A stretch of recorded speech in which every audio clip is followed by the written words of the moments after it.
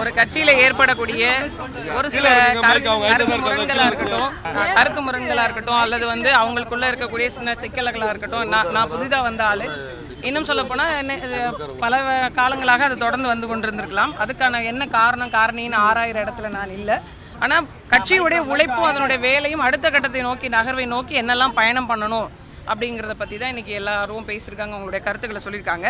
அதில் குறிப்பாக மகளிர் அணி என்ன மாதிரியான செயல்பாடுகளை முன்னெடுக்கணும், இன்றைக்கி தமிழ்நாட்டில் சந்திக்கக்கூடிய மக்கள் சந்திக்கக்கூடிய பிரச்சனைகளை முன்னெடுத்து பேசுவதிலிருந்து தொடங்கி களத்தில் அதிமுகவினுடைய மகளிர் அணி ரொம்ப ஸ்ட்ராங்காக வலுவாக நிற்கும் அப்படிங்கிறத உறுதிப்படுத்துகிற விதமாக அடுத்த கட்ட நகர்வு இருக்கும். வரக்கூடிய உள்ளாட்சி தேர்தல், இடைத்தேர்தல் இது சந்திக்கக்கூடிய காலகட்டத்தில் இன்னும் கூடுதலான பாய்ச்சலோடு எப்படி போகணும் அப்படிங்கிறதுக்கான ஒரு விடயத்தையும் பொதுச் செயலாளர்கள் அப்பா அவர்கள் சொல்லியிருக்கிறாங்க.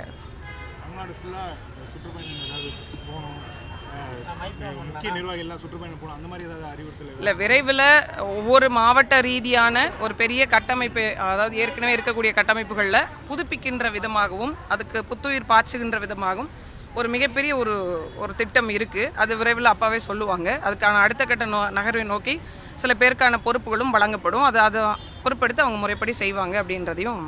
கட்சியிலிருந்து வெளியே போகிறது கட்சிக்கு ஒரு பின்னடைவா இல்லையா? ஒரு மாவட்டத்தோட முகமாக இருக்கவங்க முன்னாள் அமைச்சர்லாம் போகிறாங்க, மாவட்ட இல்லை, அதை நான் மீண்டும் சொல்கிறேன், ஒரு கட்சி இருக்கும் பட்சத்தில் தமிழ்நாட்டில் இது வரைக்கும் நீங்கள் பார்த்துருப்பீங்க, நீங்கள் கேள்விப்படாத ஒன்றுமே இல்லை. பல நிலைகளில் சிதறுண்டு, இல்லை பிரிந்து 2 துண்டாகி 3 துண்டாகி ஒன்று சேர்ந்து அந்த மாதிரி வந்த ஒரு சூழ்நிலைகள்லாம் இருந்திருக்கு. ஒரு கட்சி அப்படின்னா கூட பிறந்த அண்ணன் தம்பியே 5 பேர் ஒன்றா இருக்கிறதில்ல, 5 விரலில் ஒன்றும் எல்லாம் சமமாகவும் இருந்துறதில்ல.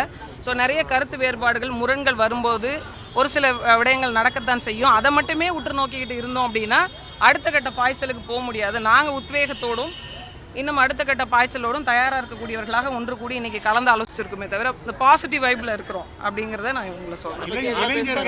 இளைஞர்கள், இளம் பெண்கள் எல்லாமே பெருமளவில் தமிழக வெற்றி கழகத்தின் ஆதரவாளர்களாக இருக்கிறாங்க. நம்ம நிறைய சமூக வலைதளங்கள் எல்லாம் பார்க்குறோம். அப்படி அந்த ஒரு ஆடியன்ஸ், அந்த ஒரு 30 லட்சம் 40 லட்சம் ஓட்டை அதிமுக பக்கம் திரும்பி எடுத்து கொண்டு வரதுக்கு என்ன மாதிரியான புது யுக்திகளை கையாள போறோம்? யுக்தியெல்லாம் வெளியில் சொல்கிறீங்க. அதாவது ஒரு விஷயம் புரிஞ்சுக்கணும். நீங்கள் யதார்த்தத்தை நான் சொல்லிடவா? இன்றைக்கு தமிழ்நாட்டினுடைய இளைஞர்கள், இளம்பெண்கள் அதிகப்படியாக டிவிக்கே பக்கம் இருந்திருந்தது முழுமையா அப்படின்னு சொன்னீங்கன்னா 50 விழுக்காட்டுக்கு மேலே டிவிக்கே சதவீதத்தை பெற்று ஆட்சி அமைச்சிருக்கணும், பெரும்பான்மையில் ஆட்சி அமைச்சிருக்கணும்.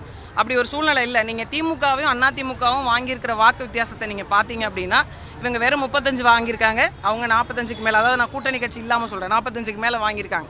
யதார்த்த களம் என்ன அப்படின்னா ஒரு சில மாவட்டங்களில் டிவிகேவால் நிலை பெறவே முடியல. இப்போ நான் இருக்கக்கூடிய டெல்டா மாவட்டத்தில், நாகப்பட்டினம், திருவாரூர், மயிலாடுதுறை மாவட்டத்தில் ஒரு இடத்த கூட வெல்ல முடியல. அப்போ என்ன ஒரு இடத்துல கூட அப்படி இருக்கும் பட்சத்தில் நிறைய மாவட்டங்கள் இப்படி இருக்கு.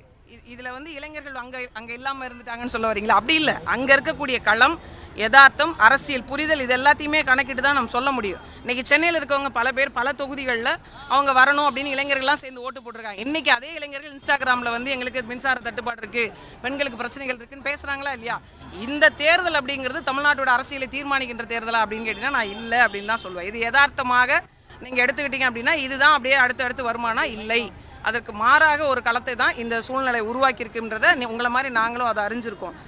வரக்கூடிய இளைய தலைமுறைக்கு உண்மையிலேயே எல்லாரும் கொள்கை விளக்க பொதுக்கூட்டங்கள் நடத்துவாங்களே, அதிமுக சாதனை விளக்க பொதுக்கூட்டங்களை நடத்தும். ஏற்கனவே இது இளைஞர் தலைமுறைகளுக்கும் கல்வி படித்தவங்களுக்கும் கல்வியில் இருக்கக்கூடிய பயன்பெறக்கூடியவர்களுக்கும் என்ன மாதிரியான வாய்ப்புகளை எல்லாம் செய்திருக்கிறது, வரக்கூடிய காலகட்டத்தில் என்ன மாதிரியான புதுமையான திட்டங்கள் இருக்குது அப்படிங்கிறத உறுதிப்படுத்த இன்னைக்கு பொதுச் செயலாளர்கள் பேசினது பெண்களுக்கான பெரும் வாய்ப்பை உருவாக்கி கொடுப்பதற்கான ஒரு வேலையும் அதிகாரப்பூர்வமாக அவர் அறிவிக்கவும் இருக்கிறார். அப்போ இது போன்ற விஷயங்களை கடத்துவதுதான் எங்களை போன்ற பிள்ளைகளோட வேலை.